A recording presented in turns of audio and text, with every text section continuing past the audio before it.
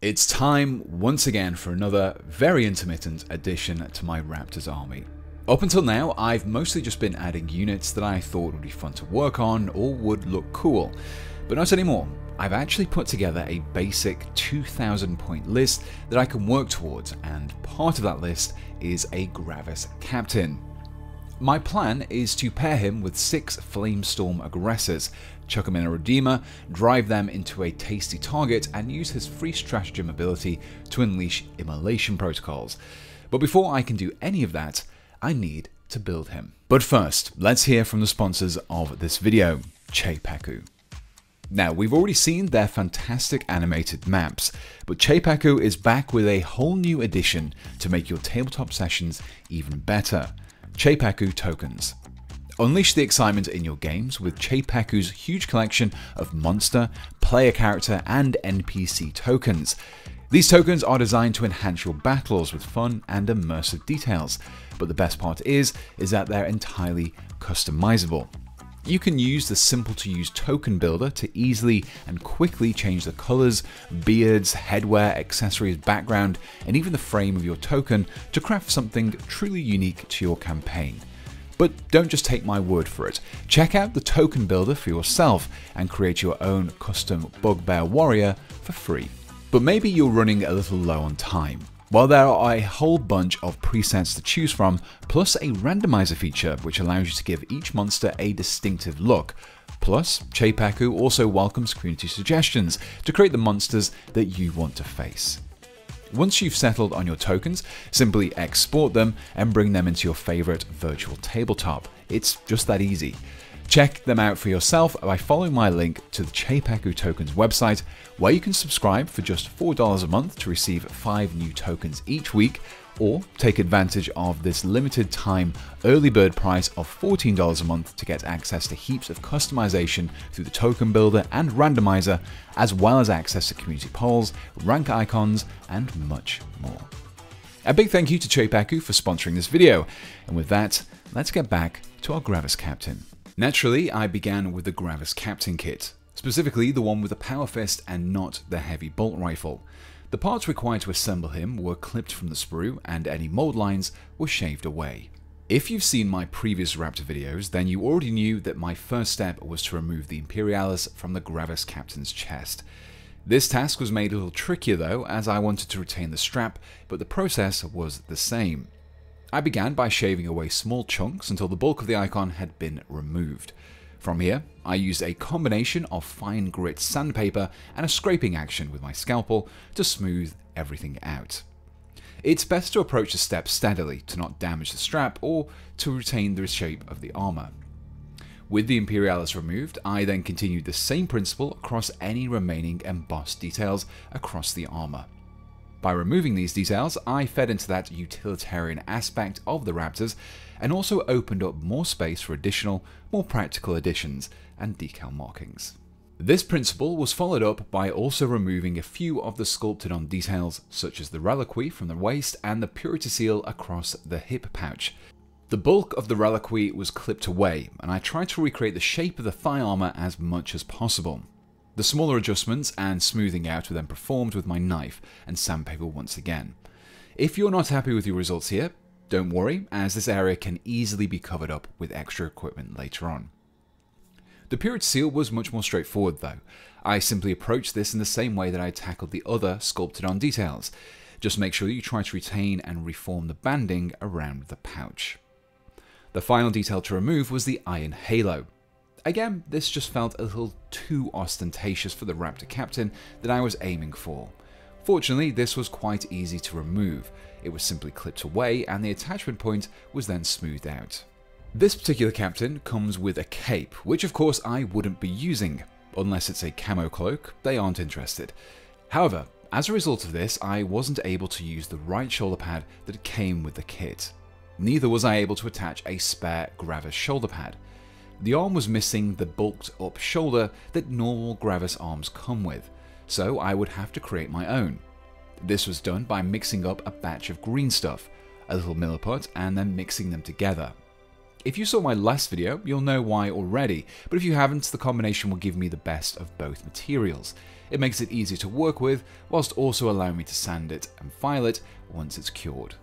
The mixture was then placed over the shoulder and smoothed out evenly, so that it replicated other Gravis arms. I then compared it against the shoulder pad I intended to add, making sure to use a little Vaseline to prevent it from sticking.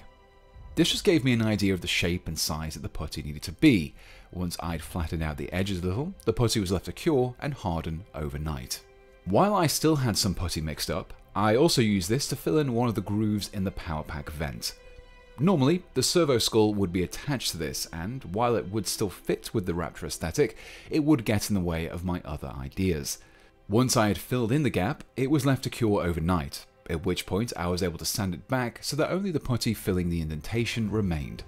Similarly, the new shoulder pad was also scraped and sanded down to create a strong edge and smooth surfaces, again mimicking other Gravis shoulder joints. Now that I had an idea of how the shoulder pad would look against the torso, I was able to adjust the chest strap accordingly. Essentially, it was clipped back so that it sat at a similar thickness across the chest. Onto this, I then attached one of the clasps found in the Captain's kit. But first, the decorative part was removed, trimmed back, and then glued upside down to complete the strap. With all of the major adjustments complete, I was able to finally assemble the legs and torso together. From here, I could focus on adding some extra details and styling to the Captain. The first of these was a detail that I'd previously added to my Aggressors, and that was the bar taken from a Hellblaster pack. This was carefully clipped away from the back, cleaned, trimmed, and then glued to the gorget. Once the bar was in place, the Power Fist arms were attached. While there are a couple of options in the kit here, I found that the twin Power Fist and gorget bar helped to bulk out the armor somewhat, whilst also tying the Captain into the Aggressors that I intended him to lead. I continued to add details by taking the pouch that came with the Captain and comparing it against the chest strap. This gave me an idea of how much trimming the rear of the pouch and the strap needed. After making these adjustments, the pouch was glued to the chest. This was followed up with more pouches that were placed around the waist, which were taken from the Eradicators and Heavy Intercessor kits. While the left Power Fist featured a built-in bolter, the right fist was just a fist. I wanted to help balance this out a little without adding any extra weaponry, so I dipped into the Hellblaster's kit once again. From that, I sourced one of these plasma rifle scopes. The underside was trimmed down and flattened before being glued to the outside edge of the fist, mirroring the position of the bolter. I felt that this worked well as a targeter that also created a visual representation of his Rite of Battle ability. I then followed this up by supergluing a Heavy Intercessor pad to the arm. As I had alluded to earlier, I wanted to replace the Iron Halo with something a little more Raptor-y, and so opted to attach this targeter left over from the Desolation Marines. To attach it, I first needed to clip away the small base before trimming the cylinder flat. I then removed one of the small nubs from the top side of the power pack. To help strengthen the bond between the targeter and the pack, I decided to add a pin. This involved me drilling a 1mm hole into the top of the pack and then into the underside of the targeter.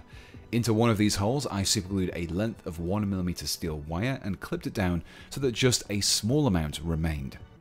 This targeter was then glued into the backpack's hole.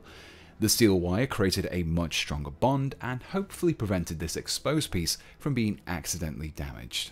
All that was left to do now was to pick a suitable head. Naturally, there was a lot of choice here, but I finally settled on this helmetless head from the Imperial Fist upgrade sprue. However, to get it fit properly, I did need to trim away the small aerial. With the head selected, I went on to pin both the head and the pack. I decided to keep these separate for painting, and the wires would make them easier to hold. For the base, I kept things quite simple, and added a few small chunks of cork floor tile, along with a Citadel skull for additional decoration. From here, the Captain was ready to be painted, which I tackled in the exact same way as I painted the rest of my Raptors, which I'll include a link to above. Once he'd been painted and assembled, I was left with this.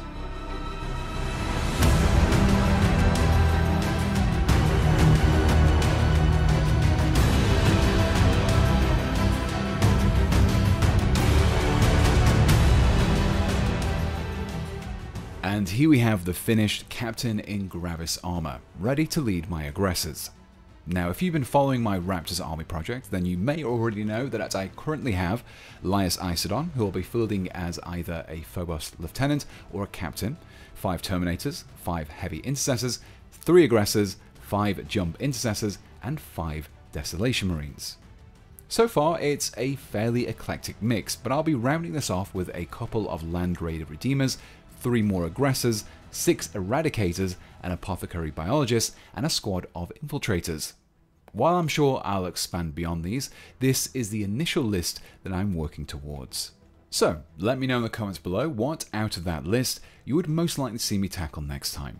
And if you too would like to recreate this Gravis Captain of the Raptors, then you can find all the parts and paints I used to build it linked in the description below. But before I go, let me just say a huge thank you to everyone who continues to help keep this channel going. And if you'd like to support me too, you can get early access to ad-free videos, exclusive merchandise, and even your name in the credits. Simply follow my Patreon link below or hit the join button. Just like my top Patreon supporters did, who are Axel Jonsson, Berserker, Bits of Wargaming, Chris Reynolds, Daniel Dowling, Gabe Benavides, Immaterial Creations, Maciej Savitsky, Morgan, Mr. Grimm, Nima, Pale Juice, Ryan Little, Splinkus, Swedsman, Tim, Tom Haysmith, and War Novice. And my top channel members who are Alex Fern, Almnu Tom, Clutch Cato, S.O., Phoenix's Den, Lloyd Davis, Trooper Geo, David, John Gibbs, The Sire Acquired, Nerdington Paints, Mark Taylor, Whale Tussler, and Philip Poyer. So until next time, thanks for watching, and goodbye.